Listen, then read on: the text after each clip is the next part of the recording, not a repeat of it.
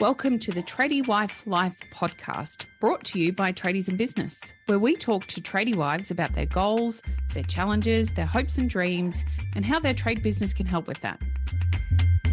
Welcome back, listeners, to Tradie Wife Life. I can't believe another week has rolled around and it's time for another episode. We've had some crackers in the last couple of weeks. Heaps of feedback about Therese's episode, which is always very exciting for me to get your feedback. Thank you for taking the time.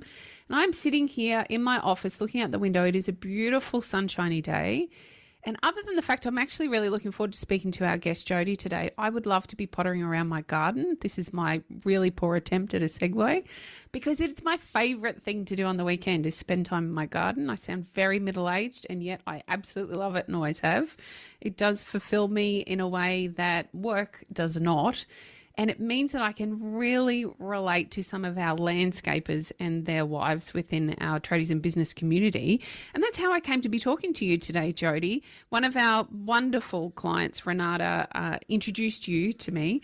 Renata is the head of a landscaping business. She works side by side with her husband and their lovely team.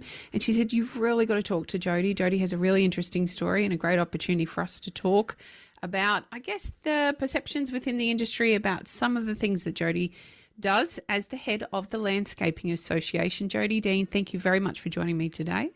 Good morning. Thanks for having me. Absolute pleasure. Jody, can you tell us, we've spoken a little bit off air, your career progression is actually really inspiring and very different to many of the guests that we've had on previously. Could you share a little bit with us, please? Sure. Look, I guess I've taken a long way round to the landscape industry. I have actually had 20 years working in Australian agriculture. So I studied agriculture at university, having had a family that are on a dairy property here in New South Wales, which I loved. And I think I started that not really knowing what I would do, but it's taken me all around the world and all around the country. I've worked for a number of membership community type associations or membership bodies. I've worked in production, cropping and livestock. I spent a few years at the Sydney Royal Easter Show. I've been involved in international grain trade negotiations. I've run an amazing scholarship program, sending our best and brightest young farmers around the world to investigate. And I've done policy work in New South Wales. And after a couple of kids, I've landed very excitedly at the Landscape Association. So bringing my own personal passion for gardening. I also like to get out on the weekends. I think it's very fulfilling to do something tangible once you've been a keyboard warrior all week.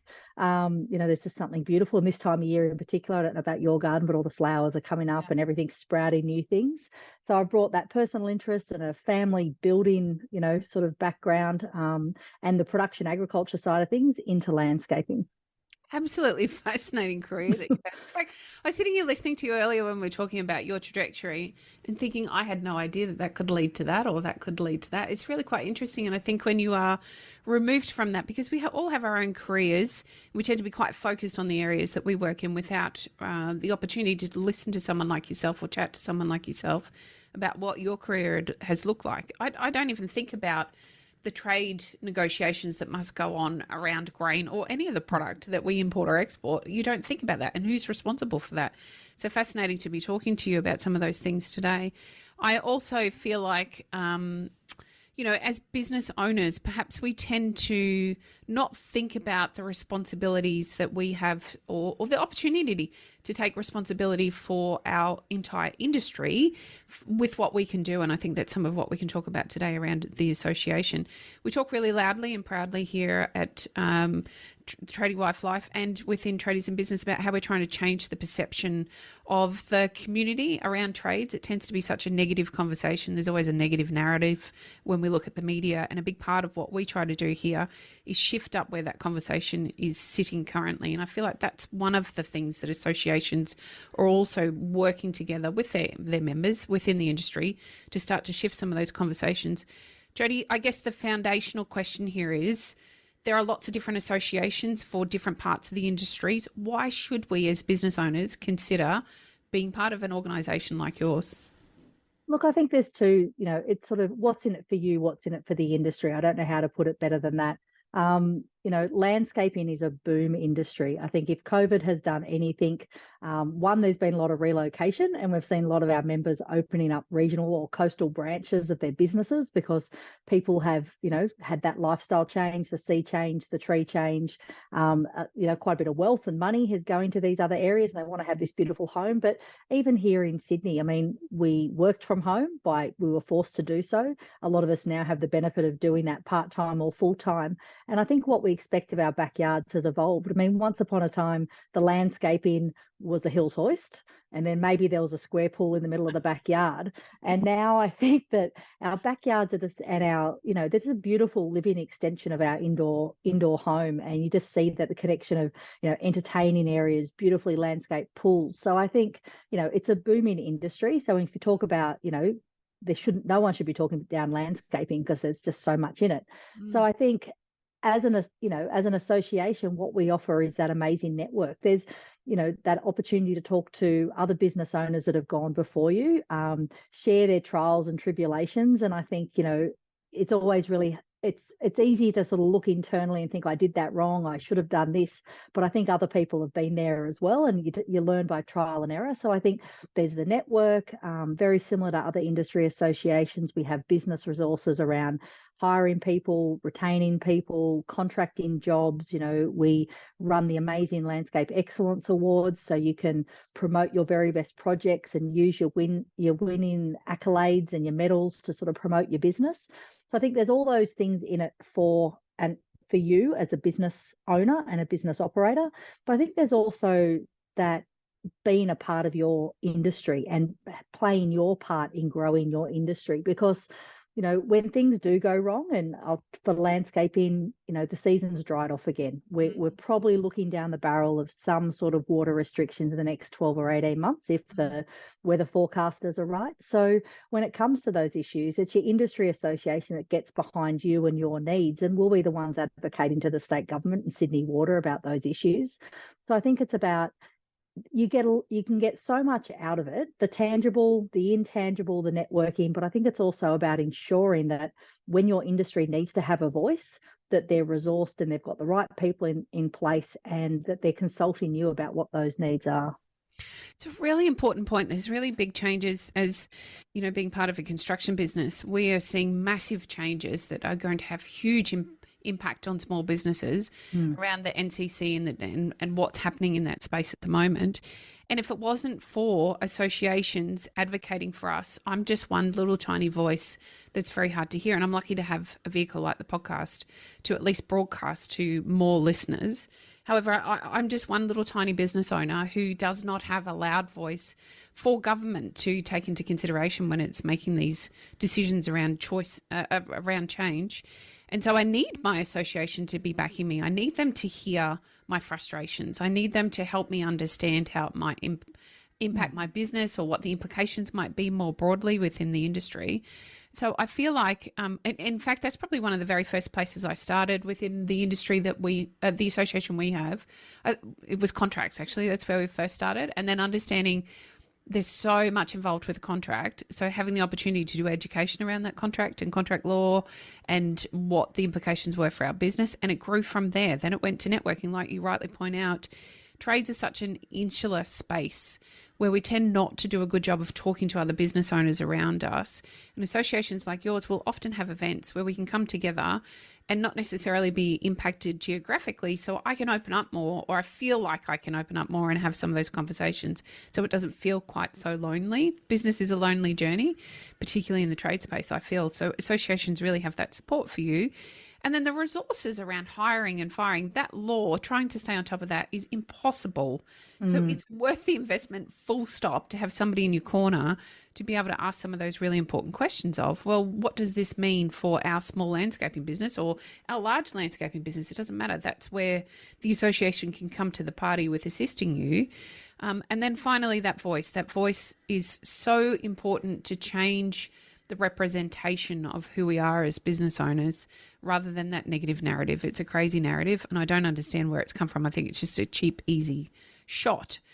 So in terms of the association then, when we were speaking off air, you mentioned you've got a team of 4. Is that including you? Yeah, there's a team of 4 of us. We're all part-time. We all work from home, Wow. and we cover membership, events, admin, sales, marketing, communications. We have some external support, like a lot of small businesses, for accounting support, and we have a really heavy social media presence. So we have some digital marketing expertise. But yeah, we're small and lean and nimble, which is wonderful. But at the same time, we're small and lean. How do you manage that with the kind of support that you are offering, Jody? That sounds like that would be quite complex in terms of, I presume that sometimes members are in what they deem to be trouble, or that they're in an uncomfortable position. They need to be able to talk to somebody to help them find what the appropriate steps might be. How do you deal with that with a small team?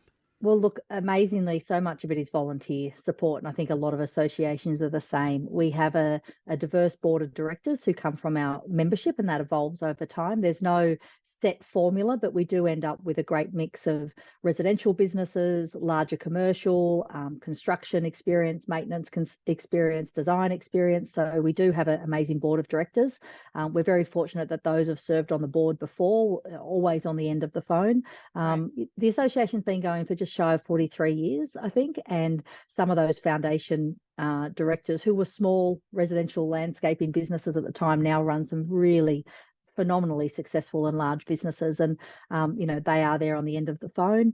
We have a lawyer who works a lot in our industry on our board. He volunteers his time, and he's an amazing resource in terms of contracting, or if we just get those curly, tricky questions. I guess through my very multifaceted career, I've had quite a bit of experience with contracting and things like that, so able to support people. But look, sometimes I think it's just having someone and an objective person to talk through some of the scenarios with. And, we're regularly getting calls from members. There's a lot happening at the moment as economic times are tightening up and interest rates, and clients are feeling the pinch, and they're wanting to carve up and cut and change contracts and bring in a few of their own subbies to try and save a bit of money here and there. So, it's been a good experience for me to learn some of those issues, but, that's the type of thing that we're trying to support people on. And, I think, like all trades, shortage of staff. We have a jobs board on our website, but I think nearly weekly I'm asked if I can post a specific job, which I'm worried if I do, every single member will ask me to do it for them. But you talk about that sort of industry representation about when things go wrong. There's also the proactive end of that, where we're out promoting careers in landscaping. We put articles, and we did this great article recently, 10 great reasons to be a landscaper. That went into a career advisors and high school teacher magazine, and then it went into Hort Journal. And if you've got young people out there considering a career in a trade, great path in life. We obviously want to nab the best and brightest to landscaping, as I'm sure every other industry association does. But there's all manner of things that we do, and we have a really dedicated team that have come from associations and come from private industry, and I guess we just pool all those resources and do our very best. It's incredible to think it's done with such a small team, and it's wonderful to think that you have so much support from your board members, from other industry professionals that are prepared to do that on a volunteer basis. Jody, how are the decisions made from the top down, I guess? How are they made around what you will do within the association? Look, I guess I started with TLA just over 12 months ago, and having had a great CEO for 5 years prior to that, our board made the decision to put together a really firm strategic plan. So they really laid out where they wanted to head to. So that's our guiding light for everything that we do. And it's about growing our membership and growing our voice. A lot around brand awareness, why we're important within the trade industry, but why we're also important in a consumer landscape, because our members are qualified, they're licensed. So if you're somebody out there looking for a landscaper, a bit like other trade industry associations, you want someone that, there's that mark of accreditation. And Yes. that's still the number one reason that people are joining the association. So it's about getting out there to consumers and saying, if you want a landscaper, pick a TLA member in New South Wales and the ACT, because, they have got all those required credentials. So, we do a lot on social media. We're very fortunate to have built up a following of nearly 90,000 on Instagram. Landscaping just affords itself beautifully to something like Instagram. It's beautiful aspirational backyards and products and landscaping businesses. So that's what they use to market their business and services, and that's what we support them with. So yeah, I guess, you know, we do our best. Yeah, absolutely. It must be hard to, with an organisation such as yours, to figure out how to support so many people. You'd have such a varied business type structure, or I could probably even say client avatar. They would be very varied. I presume you've got stuff or clients in the commercial space, you've got members in the residential space, you've got small, medium and larger businesses. Trying to find how to service all of those must be really challenging. Well, that's actually been a huge focus of mine in the last 12 months. I think, you know, COVID's a difficult landscape, pardon the pun, for any association, particularly a tactile membership like tradies, where they like face-to-face interaction. So the strategic plan that the board did and our focus in the last 12 months has been, you know, we've spoken to our members, we've done member surveys, we've reached out and tried to gather that information. And I think we're evolving our offering to make sure that there is something for everybody. We're actually launching a brand new event in 10 days' time. So on the 6th of September, we're hosting a landscape expo, which is like a huge trade day and seminars. I think the association hasn't done something like this for well over 10 years. We're hosting it at Ryde TAFE campus, which is where most of our members probably did their horticulture or parks and gardens or landscape construction or design qualifications. And it's just been, so far, like in the lead up, we've just had so much positive interest in the event. We thought we'd get about 20 exhibitors. We've got 50. Wow. There's going to be over 200 apprentices there, their employers, our members, the industry at large. And by doing a new event like that, there is something for everybody. We're going to have products and services from beautiful high-end residential finishes to tools for outdoor maintenance to products and services for the construction sector.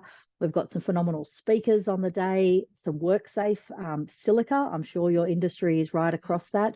Yep. There's requirements for our ACT members to have safety training that can't be far off the horizon for other jurisdictions, given the national focus on it. So we're trying to evolve our offering to make sure, and we're a state-based whole of New South Wales ACT as well. So we do a lot of small member events, which are great, that intimate networking, but this is drawing people from right across the state. This is a whole day event, and people are saying that is worth traveling to Sydney for a day, because I'm not going to get that information specific to landscaping anywhere else. So that has been a huge focus of ours in terms of not segmenting our membership. There's a lot to learn, because a lot of those big commercial businesses have come from a smaller, you know, a small business startup.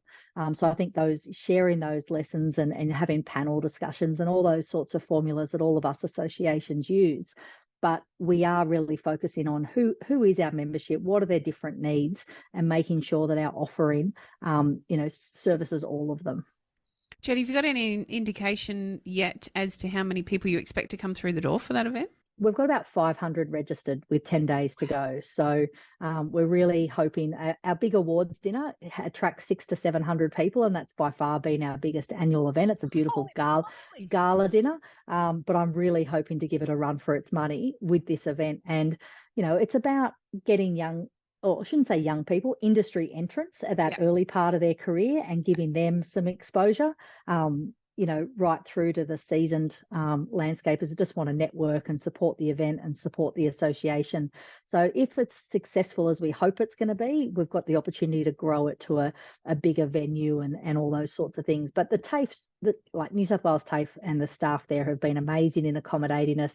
The site's very tactile. They can actually pour water on permeable pavers and explain what those products do. So we're really excited about it. We're in the thick of it, but we're really excited about this new event.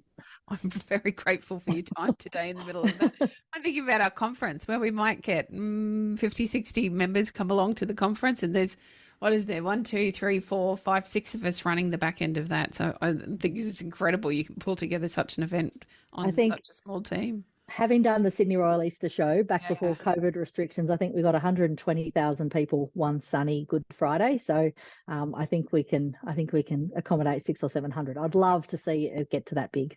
That's incredible. And so is the TLA, is it a nationwide organisation or is it just New South Wales? New South Wales and ACT. So Right. there's no landscape. I guess we've come out of the Landscape Contractors Association in different, names over the years, but there's no national body.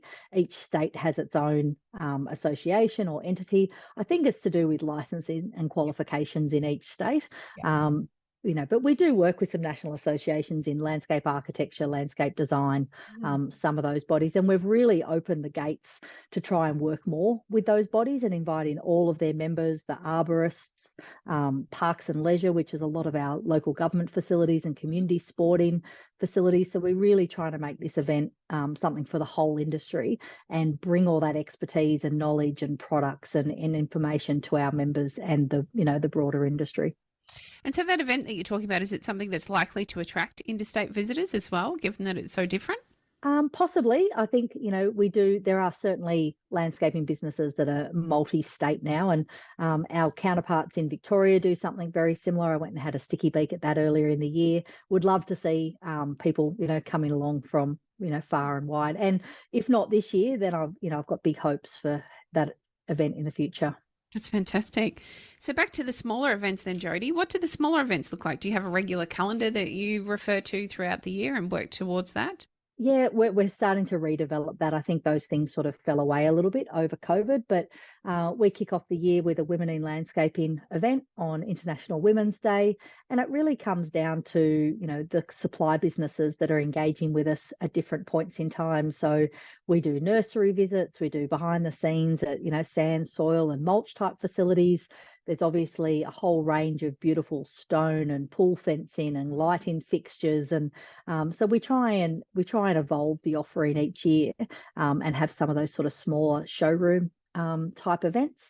But always staple to it is bringing in some of our members that are really well recognised for what they've done and what they're currently doing, and we get them to share their story. Australians love storytelling, and from my background in agriculture, you could have a cattle farmer from North Queensland talking to an avocado grower from WA, and they would still find something that they can share and learn from one another. So I think bringing in expertise from our membership, from other associations, and that storytelling around sharing experiences and learning is sort of fundamental to what we do, and we certainly want to evolve that.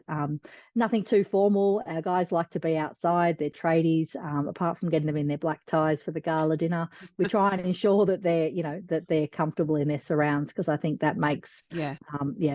A lot of tradies, a lot of landscapers, they're more introverted people. They like working by themselves. They like working for themselves. So I think you just really need to be attuned to that when you're often hard to get them up in front of the room with a microphone. Yes. But we do coax them, and I think those people have got a lot to share. Yeah, huge benefit for the members to be able to hear from someone who's already walked that path that they might be considering. It's an amazing opportunity to be able to listen into what the story was like, because that's part of what we don't share often is none of these pathways are without bumps or issues along the way. So to be able to have somebody share that and understand that, wow, they're there, and to get to there, they had to go through some of these things, good times and bads. I think that's really important for understanding for business owners. Jody, what do you see as the future for the Landscaping Association?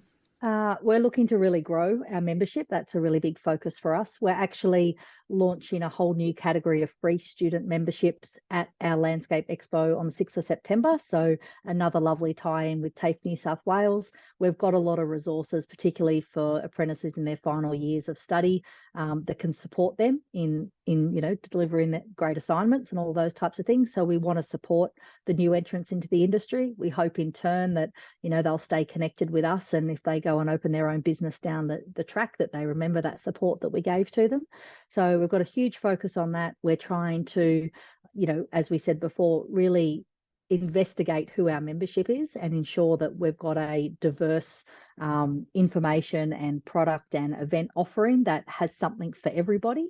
And I think there's a enormous call for us to do more in career attraction. So get into more of those career fairs, talking about why, people should consider a trade in general, but, why consider landscaping? And people come to us through different pathways. To be a member of the association, you need either a structural landscaping or a builder's license. So people have done, building and construction before they come to us. And so there's a piece in that. And then I think that broader brand awareness piece, about consumers choosing a TLA member to get, quality landscaping works. And the more we can do that, and the more people are asking for us, and the more brand awareness, the more members that we're going to grow. So I think, there's a few key initiatives on the horizon for us. Absolutely fascinating to hear what's behind the association, and particularly with such a small team, to think that you have such large plans, and to be able to pull off an event like this is amazing. Actually, your awards with 600 to 700 people in the room is mind-blowing. Just a real tribute to the association, what has happened and been created in years past, but also to yourself, Jody. It's no mean feat being a CEO of any organisation, let alone something with such big, lofty goals like the association has. We spoke a little bit before we jumped on air about, I guess, you have a very young family. It can be very challenging in our careers at times to dedicate ourselves to what we're doing with the complications of a family. And that goes for both parents. This is not necessarily strictly something that women face alone. We have a lot of members ourselves where a big part of their goals and dreams for their business is to create that freedom so that both of the parents can be involved with the school functions, the sports days. It was Book Week last week. Many of our tradies were able to go to Book Week, very fortunately.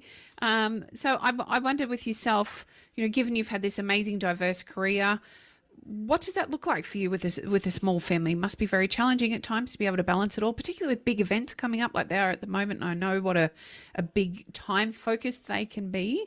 How does that work for you? How do you find that balance? Look, it's challenging at times, to be honest. But look, I do have a great husband. We've got a great partnership. We both have sort of senior level roles, and we both have a little bit of travel here and there. But I think it's just about, look, I'm fortunate to work 4 days a week, and this is the first time in my career I've had that opportunity. It does afford some flexibility. We've actually turned the whole office into a 4-day-a-week office because we're all part time. Yep. And I guess most weeks I try and stick to those 4 days, but when those other personal commitments come up in my life, I guess I can use that extra day. I can use that Friday when I need to. I try not to, because you try and focus on those things. But look, the association, the board have been amazingly supportive since I've been there. I didn't expect interest rates to go up like they did when I took a 4-day-a-week role. And I sometimes think, oh gosh, the association at this point doesn't have the ability to support me for that extra day. So, there's some other opportunities for me out there. I'm actually currently looking for some directorships back in my agriculture industry. So try and use some of my executive skill set on the other side of the fence. So I think I'm still looking for career progression opportunities for myself going forward, but with a little bit of flexibility around the requirements for that. I think I just try and be appreciative for what I've got. And look, the team have been working really hard. We all work from home. We don't get to spend a lot of time together, but we're trying to do some meaningful things. There'll be a nice long lunch after our expo. I think the whole team needs a little bit of a reboot. But look, I think like everybody, you focus on what you can achieve. Yes. And you let some things go. If you've got to go and buy the store-bought birthday cake, you go ahead and do that. Yes, if the Book Week costume is what they wore for Halloween last year, my kids are so little they won't remember anyway. No.